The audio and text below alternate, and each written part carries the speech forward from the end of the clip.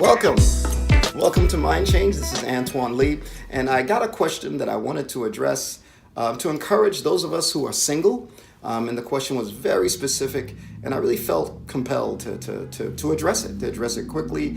A question that I really am grateful that was answered within my own life as well. And the question was, pretty bold one, how do you know if you're marrying for sex or really marrying for love? If you're celibate as a Christian, that is a question that will come up because sometimes you may feel that, man, it's so compelling, the urge for intimacy. Is it really for the right reason? Before I even get into it, I want to say one thing clearly. I am very impressed, encouraged, whenever I see somebody who's made that decision because of their faith to remain pure until marriage. It is increasingly rare, even in the religious world, whereas before it was a standard. Now it's pretty much not there as much. And I just want to say that those of you who've taken a stand because of God, because of your convictions, and the way you value yourself, look, you deserve the encouragement that is there. And I just want to say that up front and foremost, you are men and women of faith and conviction. The world is a better place because of your faith and your convictions. And God rewards those who are faithful. I wanted that to be said up front. But getting to the question, best way I could describe it is, what would you think about somebody, or what would you notice about somebody who regularly, say 4 or 5 out of 7 days, made donuts their dinner, and it was their way of living? You may say, well, what does that have to do with celibacy and sex and marriage? This is what I say. When you look at somebody who would do something like eat donuts for dinner, there are certain qualities to that. Number one, it's probably not something they're proud of. It's probably something that ends up happening. They don't realize it, get off work, don't feel like cooking. Hey, Dunkin' Donuts is everywhere. So they just kind of grab a donut and just keep it moving. Maybe a second, a third, and it could happen. It fills you up pretty darn quick, and then that's it. You may also notice that it's something that's done alone. They probably don't sit down with a bunch of friends and say, okay, guys, let's dig into these donuts. They probably, like I said, is eating on the run, kind of isolated. You may also notice if people do that, they're very, donuts are, what's that word? They want to get in your stomach now. Like you don't necessarily want to wait patiently for a donut.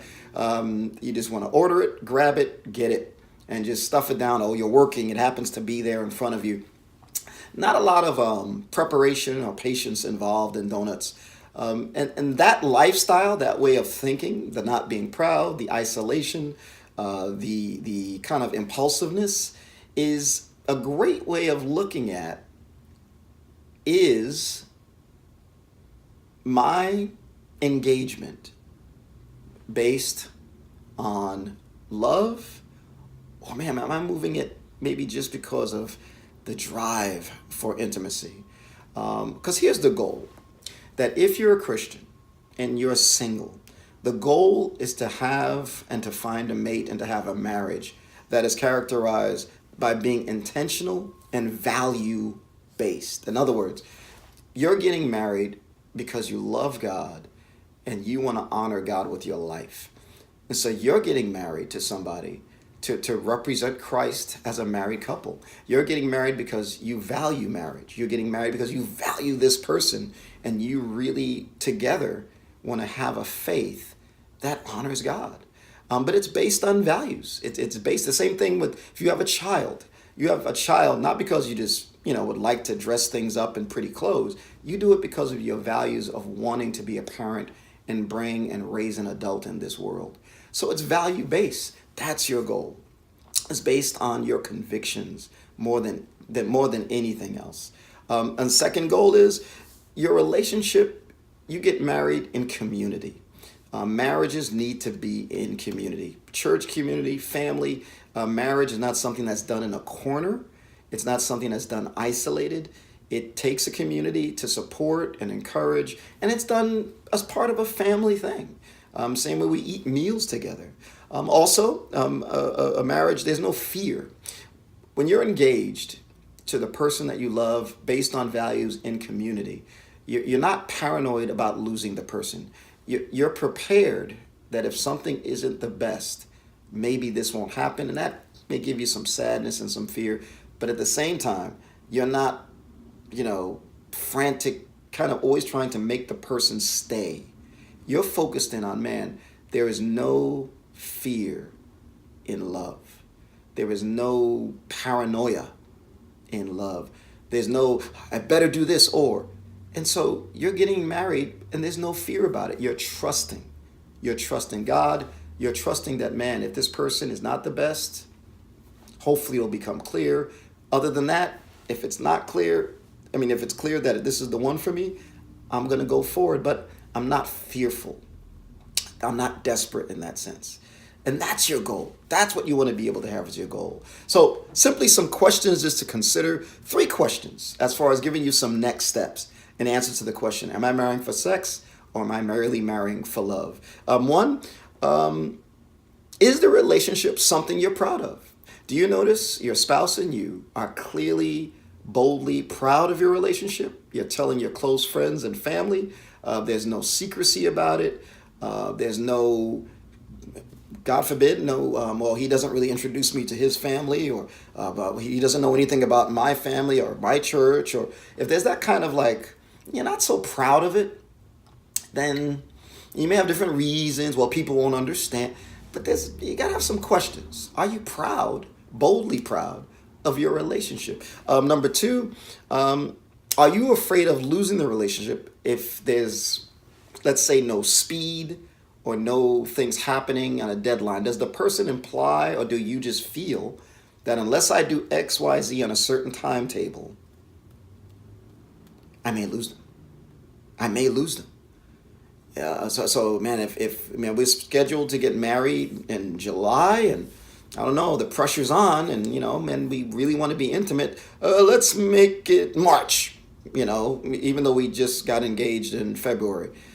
If there's that pressure, you got to ask, and that's a concern for you. Am I doing this out of anxiety, fear of losing this person?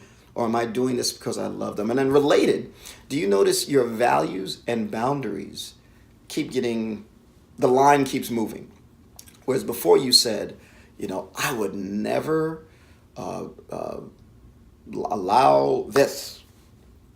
But you notice in your relationship, you slowly allowed that because you're concerned that maybe if you don't, maybe the relationship won't continue.